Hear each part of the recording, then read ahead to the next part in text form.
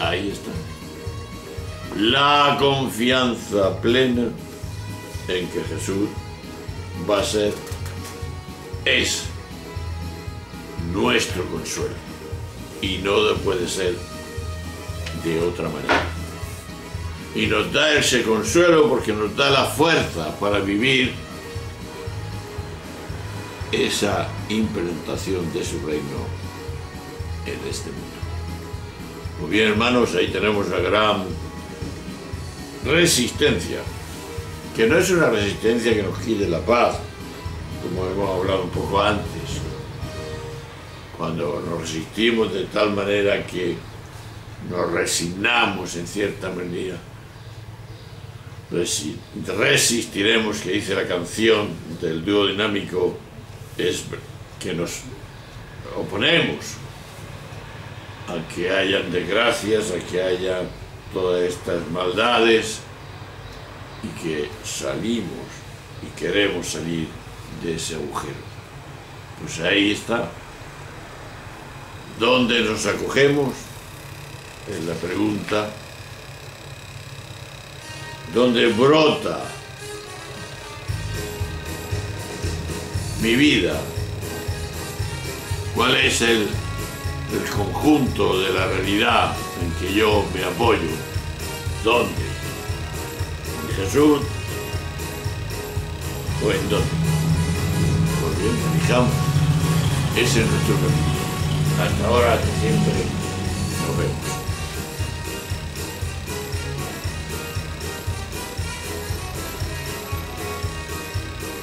Al fondo de la calle es una realidad también de música. Pero nosotros seguimos con nuestra música de Beethoven.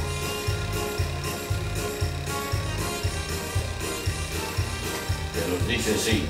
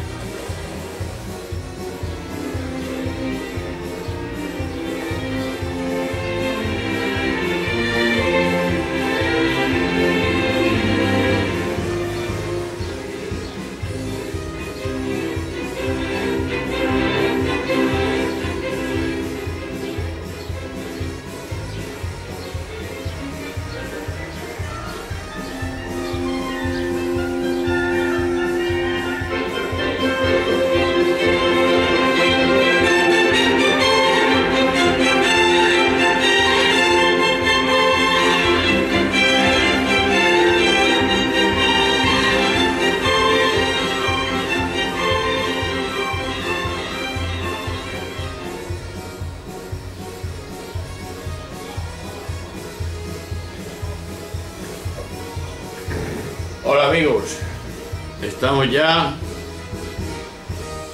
en el 15 de julio, la mitad de julio, y estamos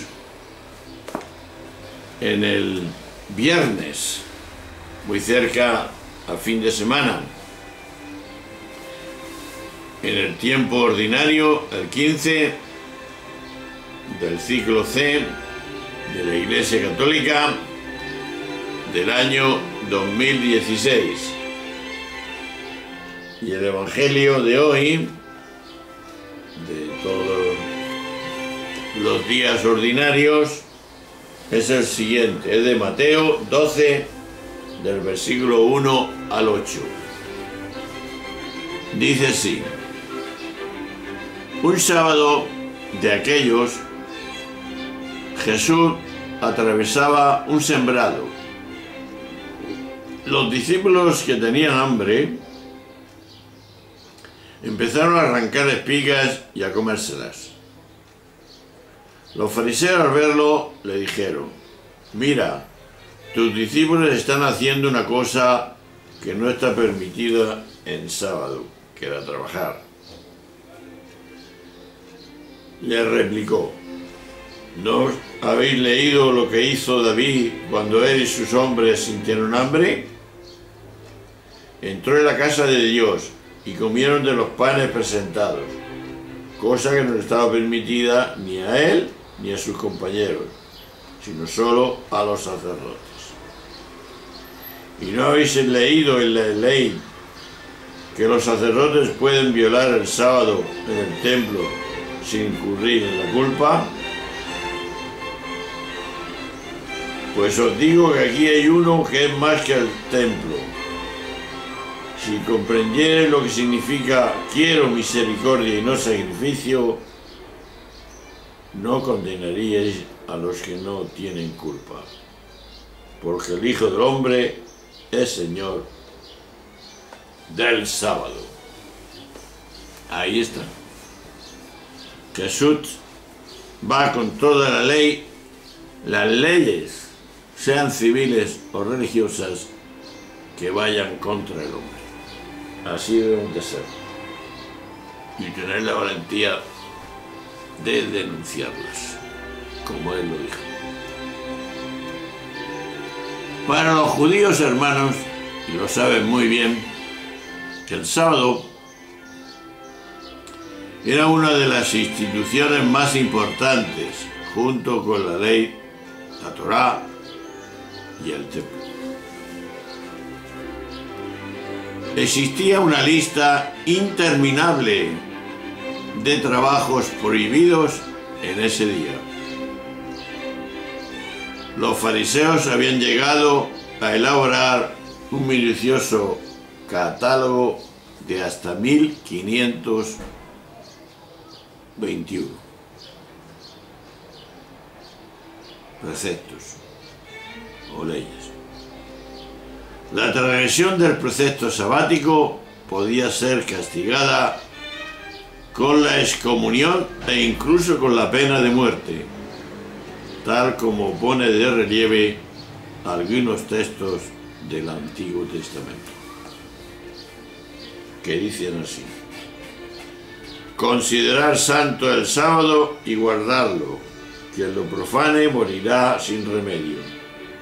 Todo aquel que hiciere algún trabajo en ese día será borrado de su pueblo.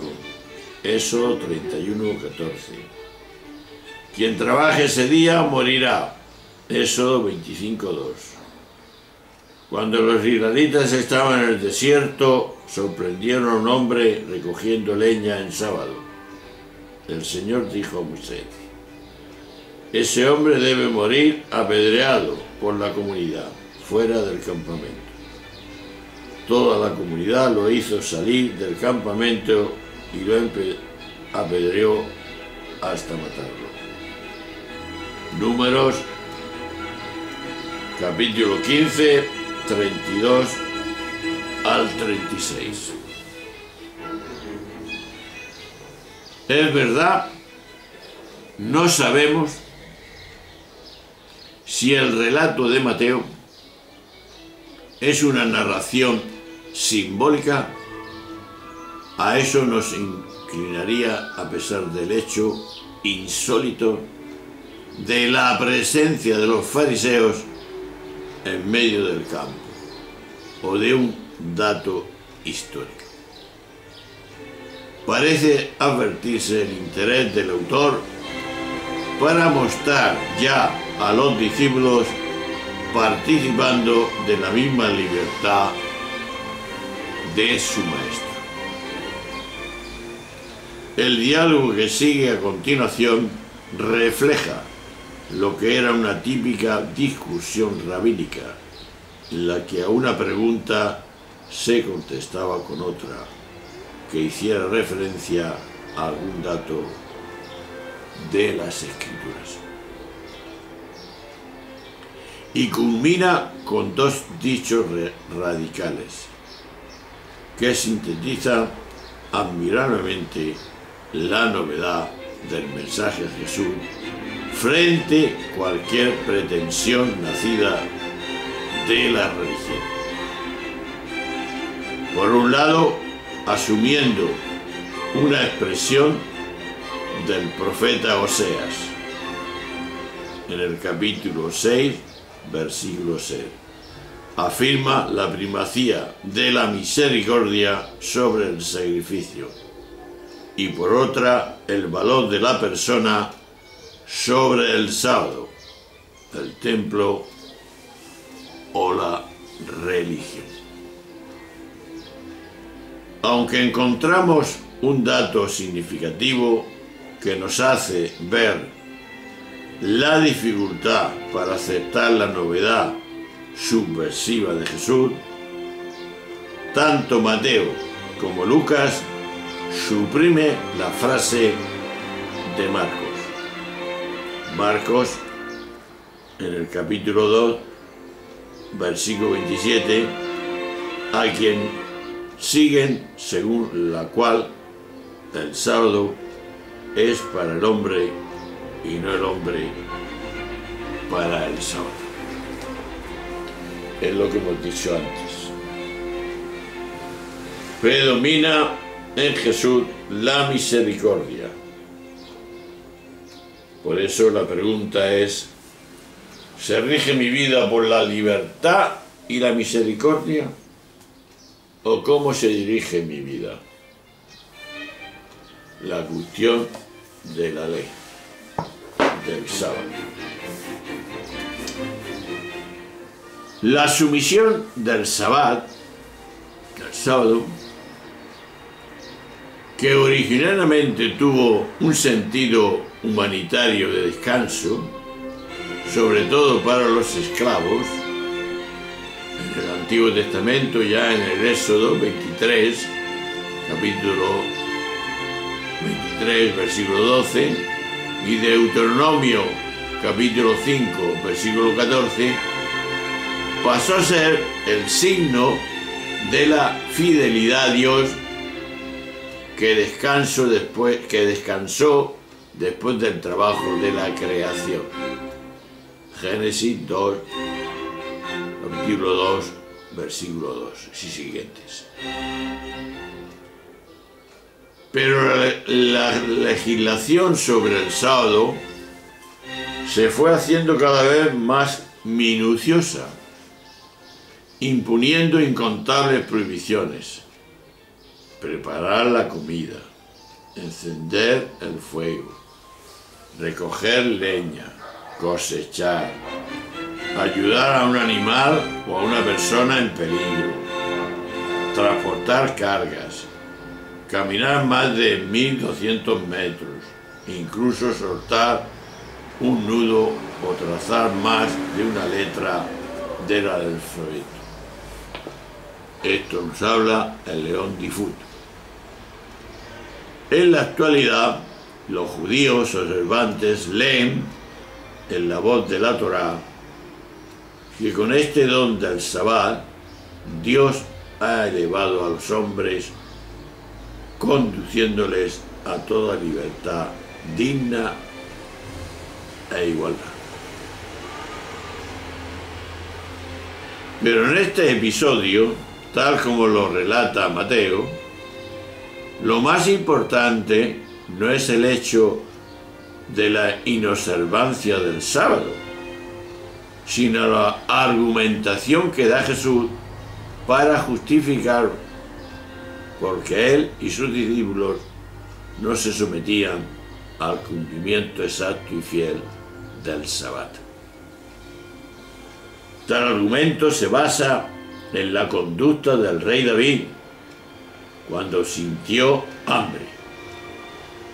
Primero Samuel 21, 1 y siguientes.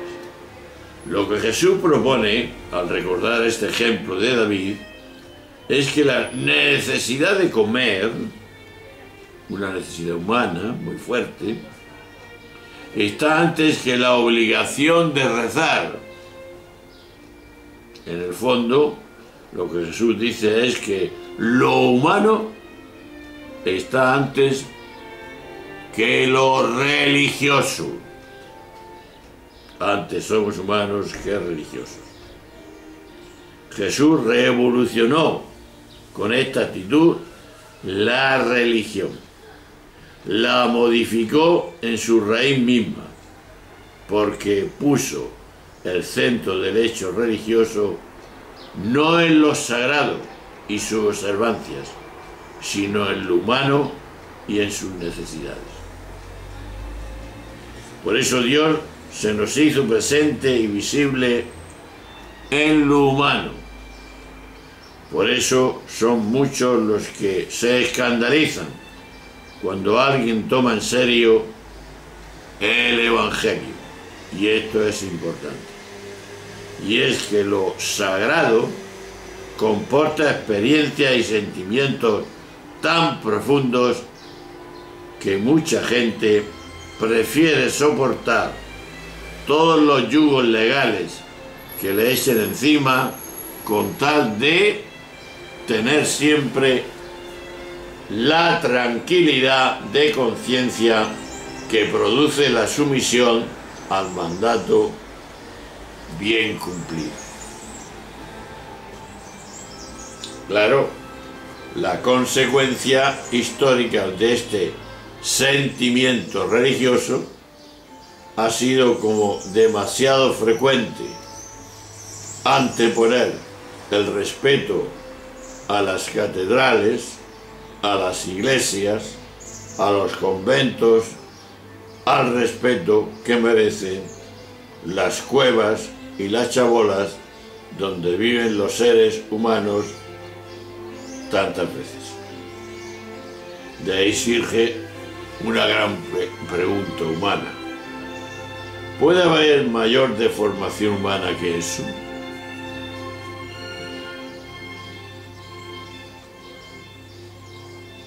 ¿Qué es más perfecto? ¿Qué es más divino? ¿Qué más un templo que la cueva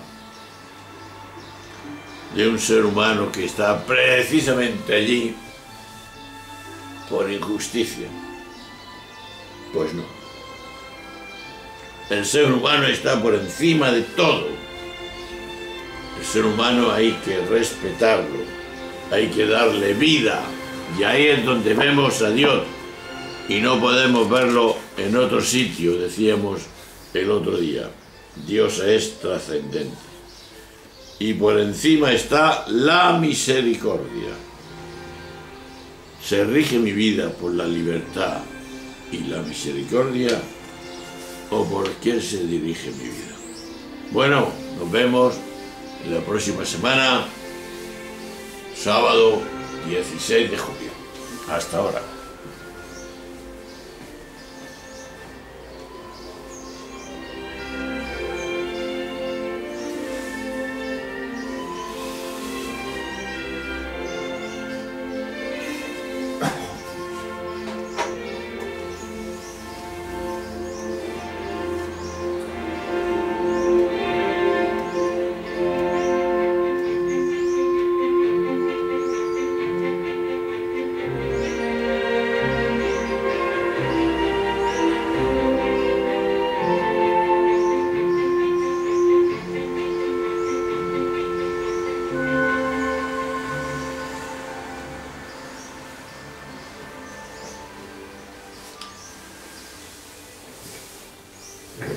Bueno, hermanos, estamos en sábado ya, el fin de semana de julio, esta semana de julio, el 16, y nos vamos a preguntar también por la vida, como siempre,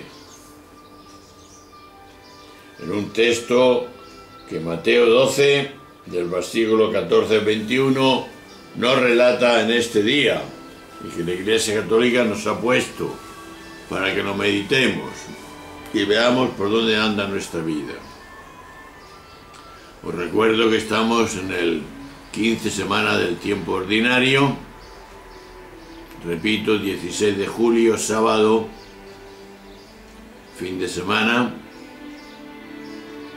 del ciclo C de la Iglesia Católica, el año 2016. Dice así el texto del sábado. En aquel tiempo los fariseos al salir planearon el modo de acabar con Jesús. Les estorbaba. Pero Jesús se enteró, se marchó de allí y muchos le siguieron. Él juró a todos, mandándoles que no lo descubrieran. Así se cumplió lo que dijo el profeta Isaías: mirad mi siervo, mi elegido, mi amado, mi predilecto. Sobre él he puesto mi espíritu, para que anuncie el derecho a las naciones. No porfiará, no gritará, no voceará por las calles. La caña cascada no la quebrará. El pábilo vacilante no lo pagará, hasta implantar el derecho. En su nombre esperarán las naciones. Pues bien, hasta este evangelio, que está hablando también de la vida, la pregunta es la siguiente. Si antes, en el viernes, nos preguntábamos: ¿se rige mi vida por la libertad y la misericordia? En este es: ¿me reconozco de fondo en esas afirmaciones, aunque a veces no las viva? Las afirmaciones que dice Jesús. Y dice así el texto: tras señalar que los fariseos estaban ya planeando el modo de acabar con Jesús, querían matarlo, porque era muy dificultoso, porque era muy, pues eso, les daba miedo. Dato ciertamente histórico, como recoge también Marcos, desde muy temprano, Marcos 3, 6, Mateo, y solo él, ve cumplidas en Jesús las palabras del profeta Isaías, en concreto las que se refieren al siervo de Yahvé. Es el primero de sus poemas o cantos. Isaías, capítulo 42, del 1 al 4. Mateo presenta aquí a Jesús como pleno cumplimiento de las profecías de su pueblo y recurre a la cita de Isaías para revelar la identidad de Jesús. La figura del siervo de Yahvé corresponde a una de las experiencias más dolorosas y difíciles para el pueblo judío, como fue el exilio babilónico. No sabemos si el siervo se refiere a un personaje histórico o sencillamente es el símbolo comparativo de todo el pueblo. Lo cierto es que se trata de la imagen de alguien inocente que carga sobre sí el maldad de todos para que todos puedan ser liberados, como después pasará. Para que se libere al pueblo hay que liberar a un preso y tiene que morir alguien, lo que hicieron con Jesús. Desde temprano, los discípulos, a la hora de entender la muerte de Jesús y dotarla de un significado que les resulta incomprensible, ¿cómo Dios puede abandonar a Jesús en la cruz? Recurrieron a la figura del siervo de Yahvé, que creyeron ver perfectamente cumplida en su Maestro. Jesús era el siervo inocente que, asumiendo el pecado de todo el pueblo, cargó con él y de ese modo los liberó. En este primer canto o poema, Mateo, el más judío de los evangelistas, ve la identidad de Jesús como el amado, conducido en todo momento por el Espíritu, y el anunciado de la verdad, el derecho. No grita ni vocea, es paciente y no apaga ninguna señal de vida, y será reconocido como referente por todas las naciones.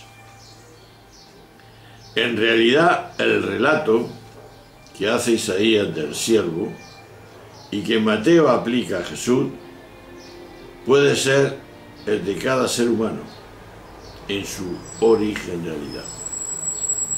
Cada uno puede hacerlo o leerlo aplicándoselo a sí mismo, no como un imperativo a cumplir, sino como una descripción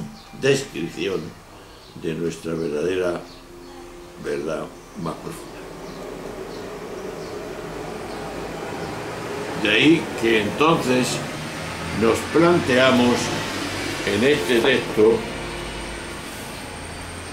cómo esa afirmación de Jesús deciden los fariseos de matar a Jesús. Es la decisión que tomaron aquellos hombres al ver un sábado había curado a un manco en la sinagoga.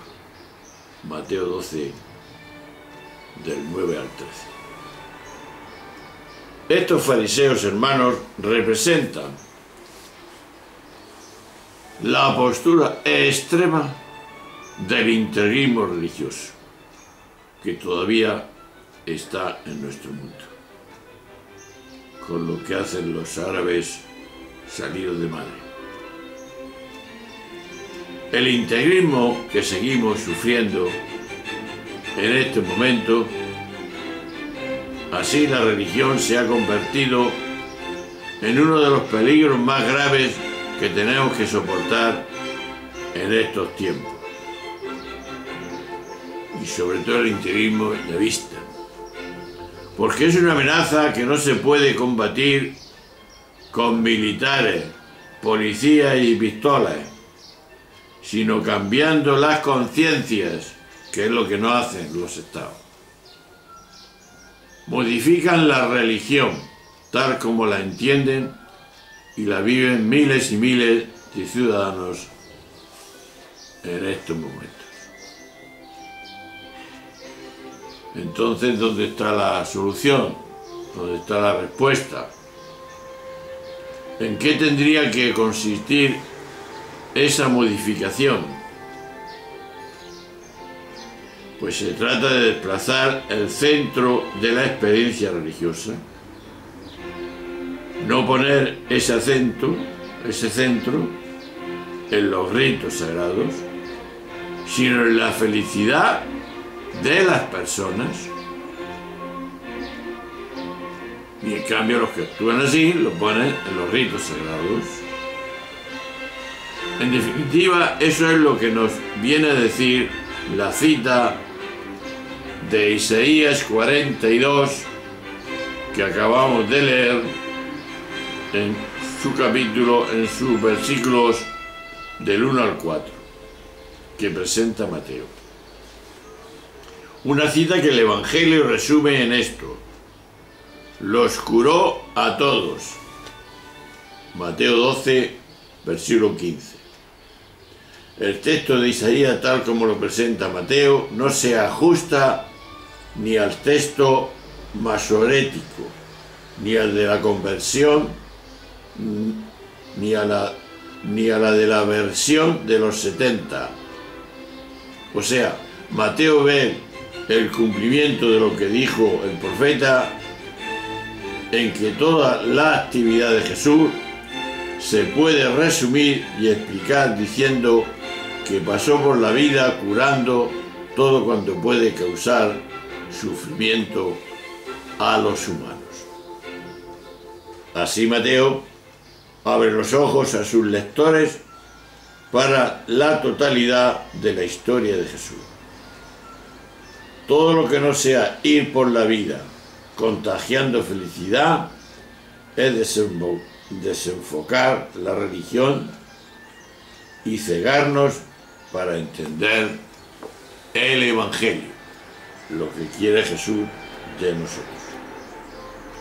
Jesús no fue un excluyente, solo fue intolerante con los intolerantes, con la sola intención de que abandonase su intolerancia.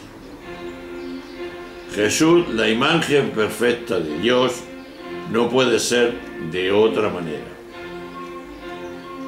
El problema está en que mucha gente religiosa no busca a Dios, ni cree en Dios, sino que busca aquellas representaciones de Dios que más les conviene para justificar sus opciones sociales, económicas y políticas. Pero eso ya no es fe en Dios, sino uso de Dios para satisfacer nuestras convicciones. Por eso ya no es religión, eso es un vulgar engaño interesado.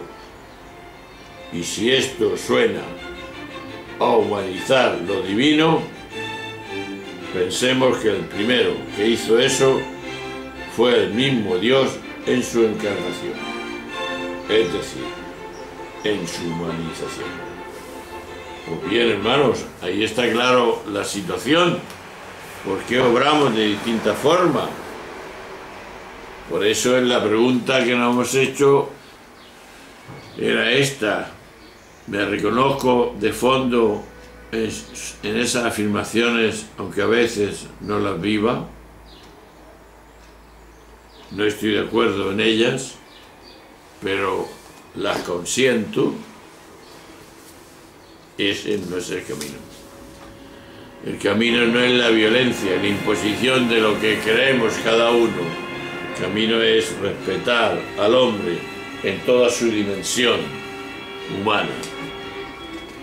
Y la mejor manera de respetarlo es dándole sus derechos, no solamente diciendo sus obligaciones. Las dos cosas son las que completan la vida del hombre. Pues ahí tenemos una tarea que hacer para ver que esas afirmaciones deben de ser afirmativas siempre que den vida al hombre, no simplemente muerte. El derecho nos hace ver que el cumplimiento de nuestro deber no debe ser muerte, sino vida. Abajo la violencia, sí admitimos la tolerancia de otras creencias. Hasta mañana, un abrazo, nos veremos el domingo.